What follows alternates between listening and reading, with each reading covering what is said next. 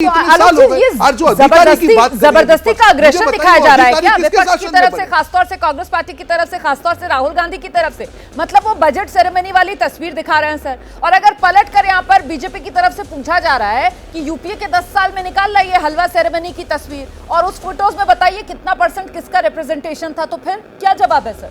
प्रणब मुखर्जी से लेकर पी चिदम्बरम तक के कार्यकाल की जिक्र कर रही है बीजेपी। देखिए बीजेपी जिक्र कर रही है कि उस समय पर कितने ओबीसी थे। मैं समझता हूँ 2014 से पहले ओबीसी हमारा 93 में लागू हुआ है।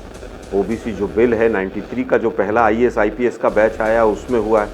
तो 2004 में या 2013 तक कितने लोग ऐसे थे जो ओबीसी के सेक्रेटरी लेवल पर आ गए थे।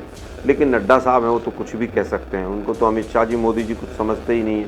तो अब जनता कहाँ से समझेगी? उनकी पार्टी कुछ नहीं समझती उनको थोड़ा सा ज्ञान होना चाहिए कि सेक्रेटरी लेवल पर ओबीसी, क्योंकि 93 में पहला बैच आया था, उससे पहले ओबीसी कल्चर नहीं था।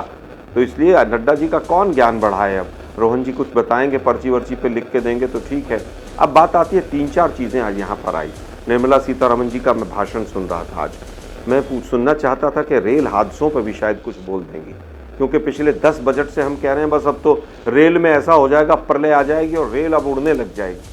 पिछले 15 दिन के अंदर 7 रेल के बड़े बड़े एक्सीडेंट हुए हैं, लेकिन कोई कुछ बोलने को तैयार नहीं है। 10 लाख से ज़्यादा पद खाली हैं रेलवे पे। लेकिन अप्रेंटिसशिप की बात करेंगे।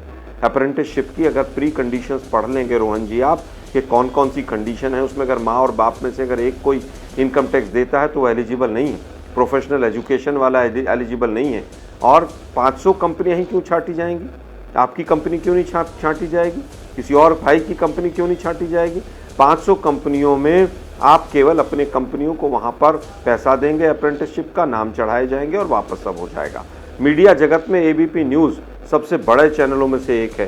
क्या आप मुझे बता दीजिए कि क्या यहाँ पर कोई भी ऐसा वो है कि 20,000 लोगों को कोई भी कंपनी या कोई भी न्यूज़ चैनल अप्रेंटिसशिप अपने यहाँ करा सकता हो? ठीक है, आप बता दीजिए मुझे। केवल ढकोसला करने में मास्टर हैं ये लोग। आप केवल ये बता दीजिए। बहुत अच्छी बात यहाँ पर निर्मला सीतारमण जी ने कही कि बिहार और आंध्रा को कोई भी चीज एक्स्ट्रा नहीं दी गई। ठीक है, नहीं, मैं एक अंतिम बात कहना चाहूंगा कि बिहार और आंध्रा को कुछ भी एक्स्ट्रा नहीं दिया। तो मैं पूछना चाहता हूँ कि बिहार और आंध्रा के लोग वैसे ही खुश हो रहे हैं। आइए रोहन जी। रोमाना जी, छोटा सा जवाब देना चाहूंगा। देखिए मैं यही कह रहा हूं कि एक माइंडसेट की बात है। उन्होंने अभी कहा अरे टॉप 500 कंपनी से एक शुरुआत हो रही है, क्योंकि उनका एक ट्रैक रिकॉर्ड है। आज जब पहले जो चरण में इन लोगों से बात पहुंचेगी उसको आगे बढ़ाया जाएगा। आप उसकी आलोचना कर रहे हैं। आज देखिए कोई भी युवा रोमाना जी अपना एजुकेशन खत्म करके आता है, वो 2 चीज कर सकता है, या तो अपना बिजनेस शुरू कर सकता है, वो जॉब कर सकता है। जॉब करने के लिए अप्रेंटिस इसलिए आगे कि उसको एक ट्रेनिंग मिले, उसको एक बेस मिले, और इनिशियल ईयर्स में जब उसकी पहली सैलरी आए तब उसको एक सपोर्ट मिले सरकार की तरफ से। मुद्रा योजना की हम बात करें, वहां पे भी उसका जो है लिमिट बढ़ाया गया, क्योंकि जिसको अपना बिजनेस करना है उसको भी एक सहायता मिले। और एक चीज मैं कहना चाहूंगा कि इमरजेंसी क्रेडिट लाइन स्कीम है। मैं बहुत एक बड़ी चीज कहना चाहूंगा, करीब 3 लाख करोड़ से ज्यादा की सहायता हमारे जो छोटे और मध्यम उद्योग को मिली है, और 1.19 करोड़ जो एसएमईज हैं उसको इसकी सहायता मिली है। रोमना जी आंकड़े में इसलिए बोल रहा हूं कि कोई भी पैमाना, मैं कोई सारे आंकड़े बता रहे हैं, आलोक जी लेकिन आप मुझसे बेहतर तरीके से सुन रहे होंगे कि विपक्ष क्या कह रहा है। मैं जरा जल्दी से हर्षवर्धन त्रिपाठी का रुख करती हूँ, क्योंकि हर्षवर्धन जी, हमने तो आज ये सुना सदन में खड़े होकर अखिलेश यादव की तरफ से कहा गया कि वो झूठ बोल रहा था बड़े सलीके से, मैं एतबार ना करता तो और क्या करता। देखिए रोमाना जी, पहली बात तो ये कि इस तरह की शेरो शायरी होती रहे, ये बड़ा अच्छा है। सदन कोई भी हो आनंद वाला होना चाहिए। उत्तर प्रदेश की विधानसभा में हमने देखा कि योगी जी ने कहा कि चचा को गच्चा दे दिया। तो ये सब चलता है, ये सब होना चाहिए और ये सब अच्छा भी है। शेरो शायरी हो, थोड़ा तंज हो, थोड़ा।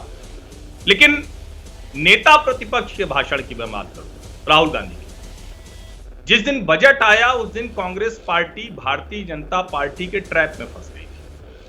पूरी पार्टी राहुल गांधी की एक पोस्ट से एक तरह से कहें परेशान हो गई। उनकी सारी रणनीति ध्वस्त हो गई थी जब उन्होंने कहा कि एक कॉपी पेस्ट है और प्रीवियस बजट का ही सब कुछ है। अब दोनों ही स्थितियां ऐसी थी जिस पर कांग्रेस के लिए न उगलते बन रहा था न निगलते बन रहा था।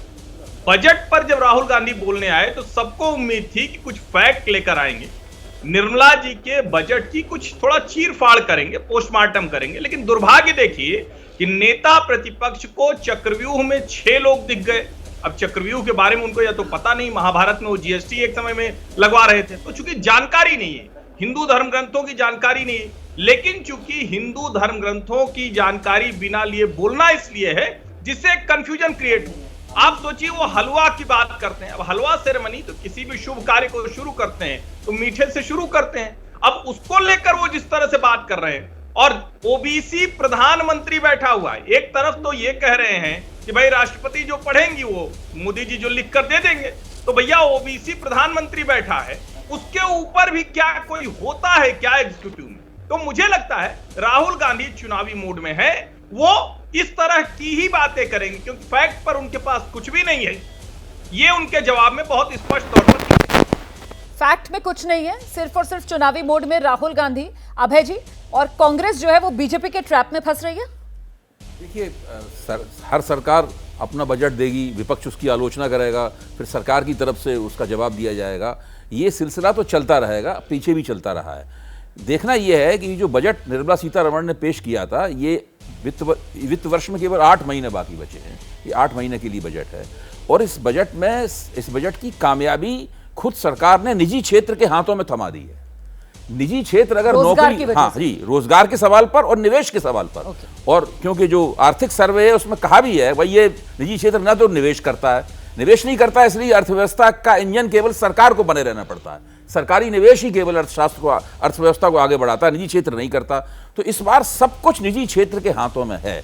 क्या निजी क्षेत्र सरकार द्वारा दी गई जो रोजगार की सब्सिडी है उसका इस्तेमाल करेगा, लोगों को रोजगार देगा? ये एक बहुत बड़ा सवाल है। क्या निजी क्षेत्र, हालांकि उसकी फैक्ट्रियां केवल 70, रिजर्व बैंक के आंकड़ों के मुताबिक 70 से 75% ही काम कर रही हैं, तो क्या वो नया निवेश करेगा अर्थव्यवस्था में जो उसने मुद्दतों से नहीं किया? सही। तब भी नहीं किया जब 2019 में सरकार ने उसे एक टैक्स हॉलिडे दिया था और निजी क्षेत्र अपनी जेब में 2.5 लाख करोड़ रुपए सरकार की मेहरबानी से ले गया था, उसने तब भी नहीं किया। तो क्या ये करेगा? नहीं करेगा। सारा कुछ जमीन पर इस बजट की सफलता और इस सरकार के पहले बजट की सफलता निजी क्षेत्र के हाथों में है पूरी की पूरी। और आप देखिए यही चीज सब इस पूरे बजट को काफी मुश्किल तलब स्थिति में फंसा देती है, क्योंकि अभी तक निजी क्षेत्र ने न तो रोजगार दिया है कभी और न ही कभी अर्थव्यवस्था में कोई निवेश किया है। ठीक है, महत्वपूर्ण बात आप कह रहे हैं, करिए सर जल्दी से। हाँ। बात मैं जोड़ना चाहता हूं कि ये जो अप्रेंटिस वाली योजना को लेकर बहुत ज्यादा उत्साह प्रदर्शित किया जा रहा है, ये इंटर्नशिप वाली, ये कुछ नहीं है, ये केवल ये इंडस्ट्री के अग्निवीर साबित होंगे। ये एक ठेके पे 1 साल 2 साल के लिए जिम्मेदारी कुछ नहीं होगी, ना किसी को परमानेंट किया जाना, ना किसी को कोई सुविधा देनी है। ये एक ठेकेदारी के मजदूर मिल जाएंगे। ये इंडस्ट्रीज को फायदा पहुंचाने के लिए ही हाथ घुमा के पीछे से एक योजना है। जल्दी से सर देखिए, अभी मशहूर आर्थिक पत्रकार स्वामीनाथन अय्यर ने अभी 2 दिन पहले उन्होंने लिखा है कि वो बजट के बाद कुछ उद्योगपतियों के साथ बंबई में इंटरेक्शन कर रहे थे।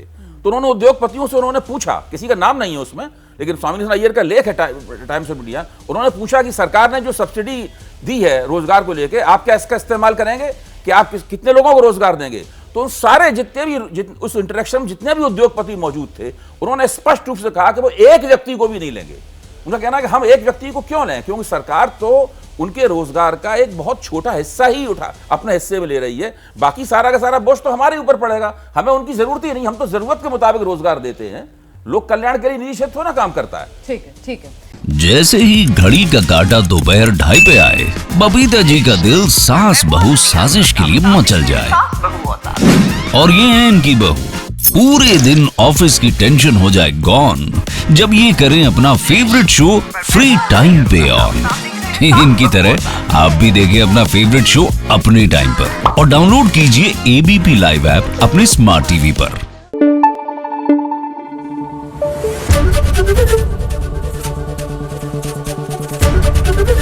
एबीपी न्यूज आपको रखे आगे।